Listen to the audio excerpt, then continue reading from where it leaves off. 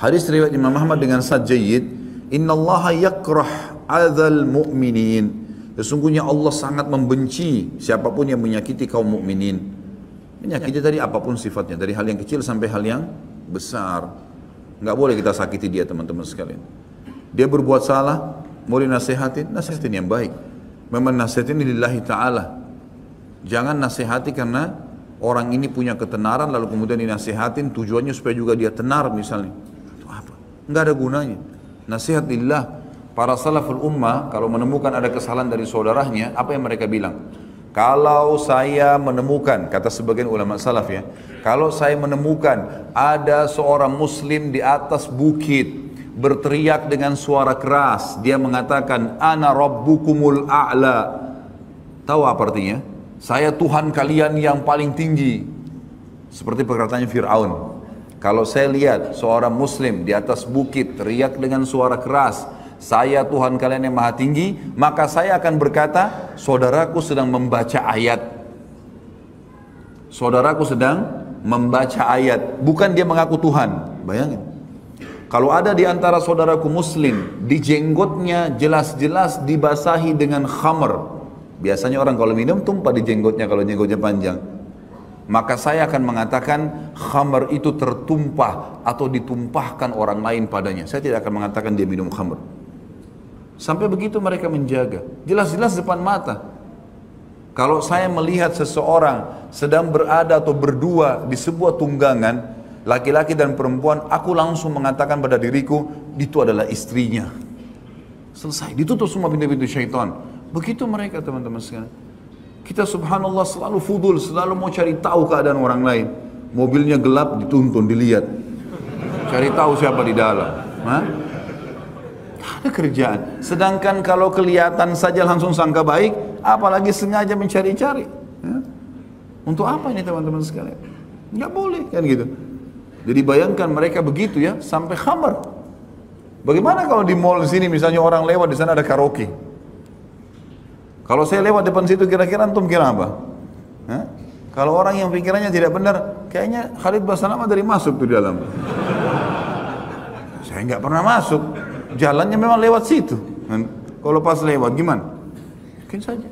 Bayangkan ya, khamr jelas di jenggotnya basah. Oh itu ditumpahkan pada jenggotnya. Jalan satu tunggangan bersama perempuan. Oh itu istrinya. Kecuali jelas-jelas kita tahu itu kemungkaran, wajib kita ingkar mungkar. Hukum zahirnya sangka baik. Hukum zahirnya sangka baik. Apa kata Nabi SAW?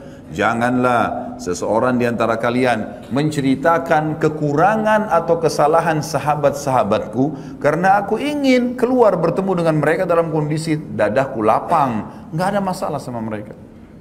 Nabi SAW larang tuh orang datang ngeluh-ngeluh, ngadu-ngadu, si fulan begini, si fulan begini, si fulan begini. Itu nggak ada dalam adab seorang muslim.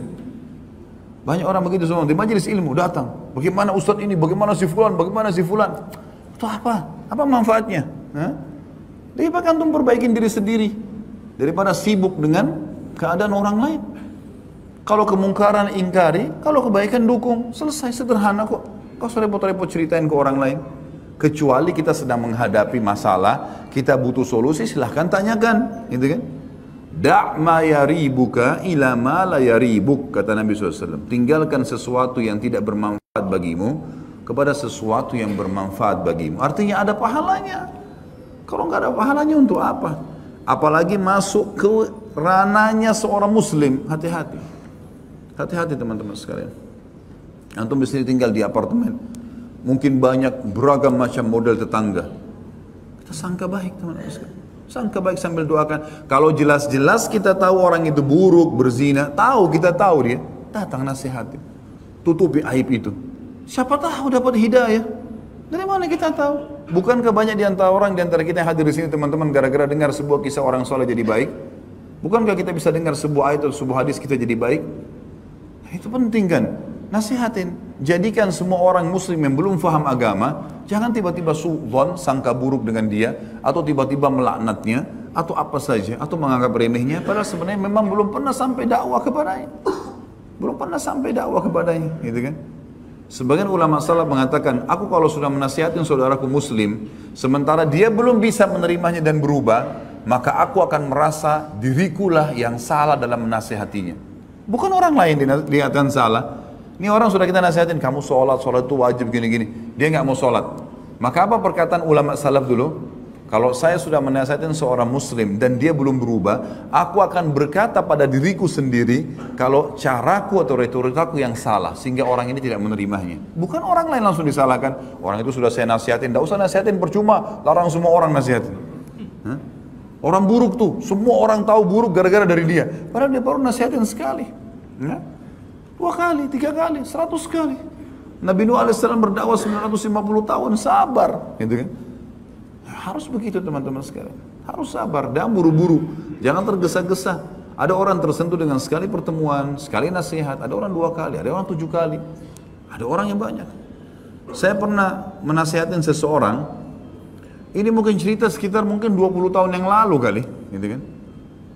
Orang ini merokok, orang ini duduk dengan luar biasa gayanya. Pada saat saya berkunjung di kantornya dengan seperti ada sifat kesombongan gitu kan. Udahlah saya nasihatin saja, mungkin saya tinggalkan. Subhanallah berjalan waktu, saya berpikir sudahlah mungkin orang ini memang kuasa Allah, kalau Allah mau kasih hidayah.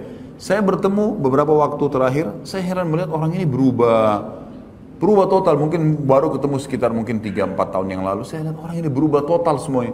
Udah ke masjid, Masya Allah sudah memelihara jenggot, sudah mulai ngikutin kajian-kajian sunnah, Masya Allah, gitu berubah. Jadi saya berpikir memang orang tidak mungkin sekali 2 kali atau mungkin tidak sehari 2 hari.